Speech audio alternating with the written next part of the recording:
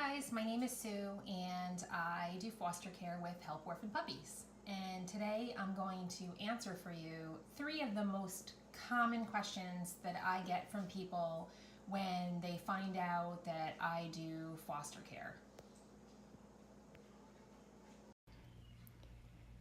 So one of the first things that people ask me is, isn't it expensive? Because taking care of a dog in general is expensive, and most people that foster tend to have other dogs as well.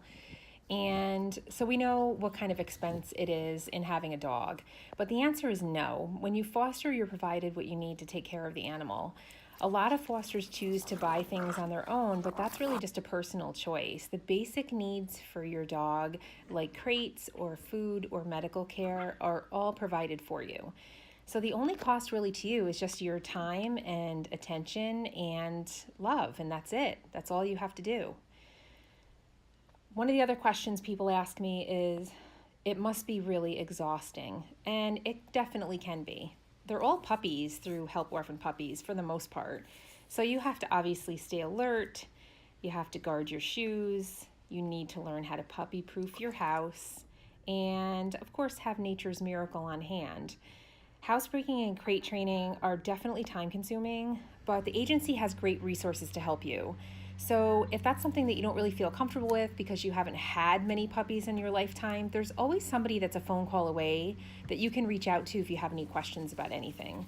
But I just find, for me, introducing them to new things, like the first time they see snow, or just experiencing other animals, taking them on walks, getting to see what their personality is like. Some dogs are very confident, some dogs are very shy.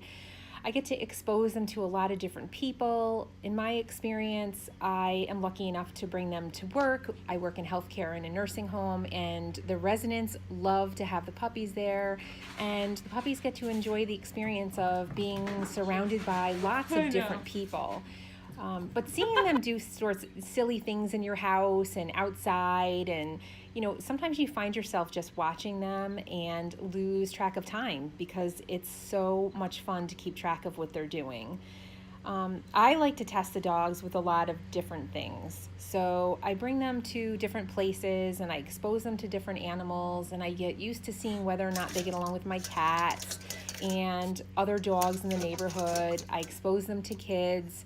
Some of the dogs really like water. Some of the dogs don't like anything to do with water.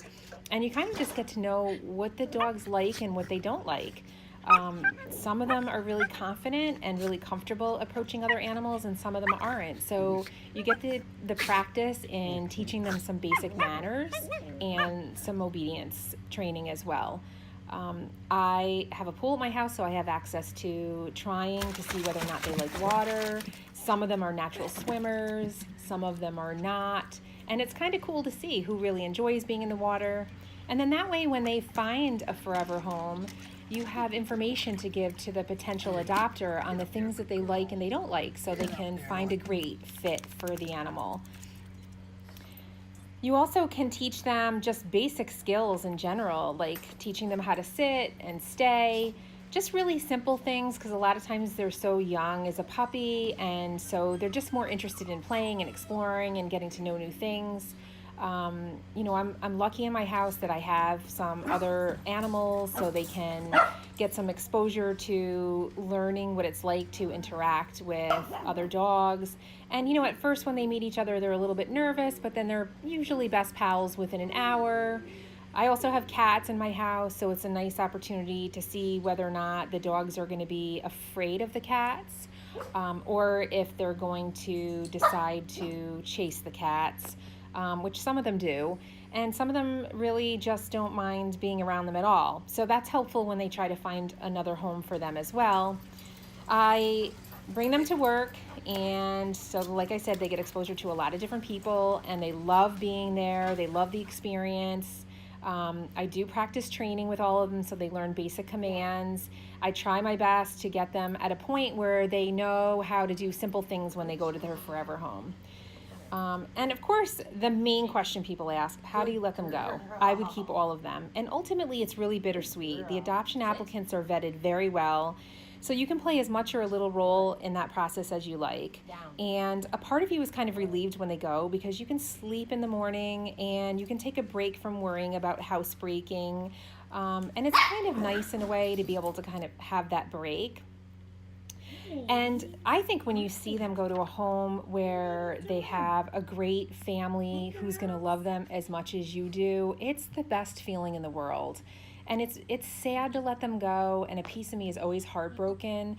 But the reality is that just means that you have the opportunity to save another life, to be able to bring home another foster and have them find a forever home too. And it's nice to be able to see them go to a place where they're going to be treated as well as you treated them. Carol is my contacted dad. If you want to be a foster superhero and help save a puppy's life, go to helporphanpuppies.org. You won't regret it.